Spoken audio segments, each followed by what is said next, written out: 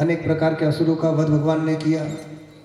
आपको लगता होगा कि भगवान प्रेम देने के लिए आए हैं तो फिर असुरों को मारते क्यों हैं? जब भगवान सबकी आत्मा है तो किसी को मारते क्यों हैं? बात यह है कि जिसका जैसे उपयोग किया जाता है उसका फल वैसे ही मिलता है। बिजली, ठीक है ना, उसका काम क्या है? प्रकाश देना। आपने बल्ब, ट्यूबलाइट कुछ लगाया, बिजली से चलता है ना वो सब। जैसे स्विच ऑन की तो प्रकाश छा गया, चारों ओर प्रकाश प्रकाश हो गया। मगर कब उसकी जो वास्तविक स्विच है उसको अच्छे से चालू किया तब। अब आपने उस स्विच को तोड़ के उसके वायर निकाले, उस वायर को पकड़ के खींचने लगे तो जो बिजली प्रकाश देती है उसी बिजली से करंट लग जाएगा और व्यक्ति की मृत्यु भी हो सकती है। तो बिजली जैसे हैं भगवान कि जो सज्जन लोग होते हैं उनके भीतर जब जाते हैं परमात्मा तो प्रकाश फैला देते हैं, और जो दुष्ट लोग होते हैं उनके लिए भगवान करंट जैसे हैं ना।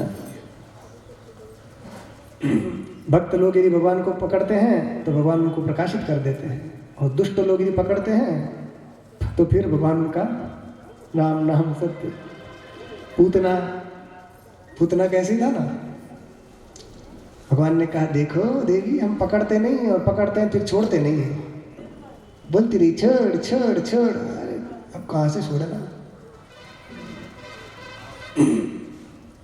तो इसी प्रकार आप देखिए एक ही बिजली, उसमें से वो यदि एसी से होकर आ रही है, कूलर से आ रही है ना, तो वो ठंडी हवा के रूप में आ रही है। बिजली के माध्यम से चलता है ये एसी कूलर जितनी भी चीज़ है ठंडी। तो बिजली से आपको ठंडी हवा आ रही है, और वही बिजली यदि वहाँ हीटर रख दिया तो हीटर के माध्यम से आएगी तो गरम गरम हवा आएगी। बिजली तो एक ही है, वो ना ठंडी है ना गर्म है। वो साधन कौन सा है? एसी वाले में रख दिया तो वहाँ से ठंडी हवा के रूप में आ रहे हैं, हीटर में रख दिया तो गर्म आ रहे हैं। ऐसे ही परमात्मा भक्तों के लिए जब उनको ठंडी चाहिए तो ठंडी ठंडी एसी बन जाते हैं, और दुष्टों के लिए फिर यदि उनको गर्म करना हो हीटर बन जाते हैं। जब जैसी आवश्यकता होती है भगवान वैसा रूप ले लेते हैं। प्रहलाद के लिए भगवान ऋषि कैसे बन गए? प्रहलाद को देखते ही भगवान की आंखों से आंसू की धार बहने लगी। ओ कितना कितना प्रेम भगवान के अंदर उमड़ पड़ा। करुणा स्वरूप बने, करुणा दिखाने में करुणा की मूर्ति बन गए। जो क्रोध की मूर्ति थी वो करुणा की मूर्ति बन गई भक्त के सामने। थोड़ी देर पहले ऐसे दहाड़ लगा रहे थे कि संसार का कोई प्राणी नहीं था कि उनके सामने आके खड़ा हो जाए। लक्ष्मी जी भी हाथ जोड़कर निकल ली। ब्रह्मा जी तक की हिम्मत नहीं हो रही उनके सामने जाने की। और जैसे भक्त को देखा वो क्रोध कहाँ चला गया, उस करुणा रूप में परिवर्तित हो गया, और गले लगा के चाट रहे हैं, बेटा माफ कर दो मुझे क्षमा कर दो, मुझे देर हो गई आने में। ये करुणा, माँ की करुणा। परमात्मा भी माँ है, सबका पालन पोषण करते हैं। विश्वंभर भगवान को कहा गया है, सारे विश्व का पालन पोषण करते हैं। तो इसलिए परमात्मा सबकी माँ है। ऐसे परमात्मा भक्तों के लिए उनके सहायक हो जाते हैं और दुष्टों के लिए उनके विनाशक हो जाते हैं। तो उनकी जो भक्ति है बहुत ही मधुर है। और भक्तों में यदि कभी कभी अहंकार आ जाता है तो उसको दूर करने के लिए भगवान ऐसी लीलाएं करते हैं ताकि भक्त का अहंकार दूर हो जाए। इंद्र भी,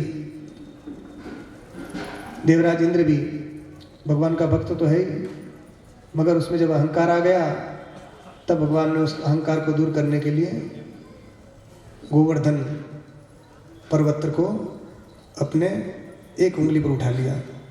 7 दिन तक भगवान उसको धारण करके किए रहे और इंद्र के गर्भ को चकनाचूर कर दिया। अब उसके बाद क्या हुआ, भगवान का अभिषेक हो गया और जितने भी ग्वाल बाले और दूसरे लोग थे वे सब के सब, हाँ, नंद बाबा जो थे और उनके वृंदावन के जितने बूढ़े लोग जो थे सब आपस में बैठे और चर्चा करने लगे। क्या चर्चा करने लगे? ये जो है कोई सामान्य बालक नहीं है। बताओ, इतना 7 साल के थे भगवान उस समय। भगवान की आयु गोवर्धन धारण किया तब 7 साल की थी। तो 7 साल का छोटा सा बालक और 7 दिन तक एक छोटी सी उंगली पर उसने इतने बड़े पहाड़ को उठा लिया। तो नंद बाबा ने बताया कि हाँ, जब गर्गाचार्य जी ने इसका नामकरण किया था उस समय भी उन्होंने मुझे जो बताया तो सारी बात उन्होंने बता दी कि ये कोई सामान्य बालक नहीं है, इसके अनेक नाम है, अनेक दिव्य कर्म करेगा, आप सबकी रक्षा करेगा, नारायण के समान ये रहे होगा।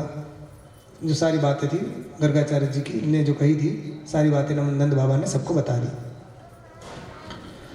कि देखो ये छोटा सा था तब इसने पूतना को मार दिया, तृणावर्त, शक्टासुर और वो अर्जुन के वृक्ष जो थे उनको गिरा दिया, और एक से एक अघासुर, बकासुर, न जाने कितने असुरों को इसने मार दिया। तो ये कोई सामान्य बालक नहीं है, ये दिव्य बालक है।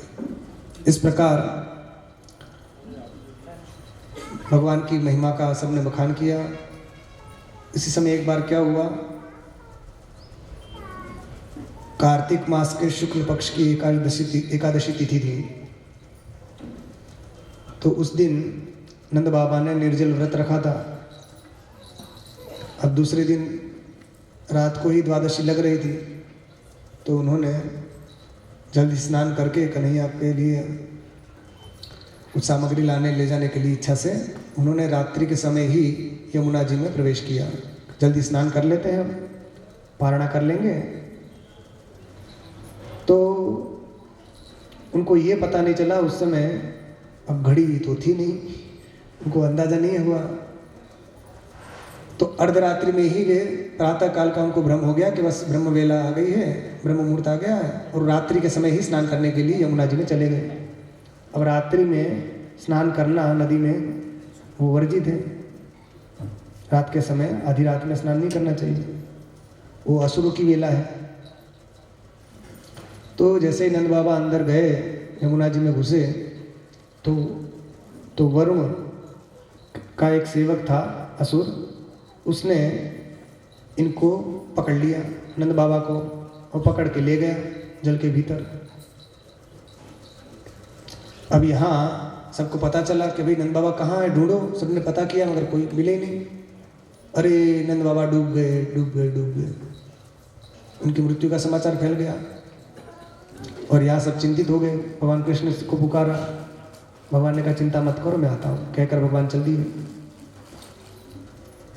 तो वरुण लोक में गए भगवान कृष्ण कि मेरे पिताजी कहाँ हैं।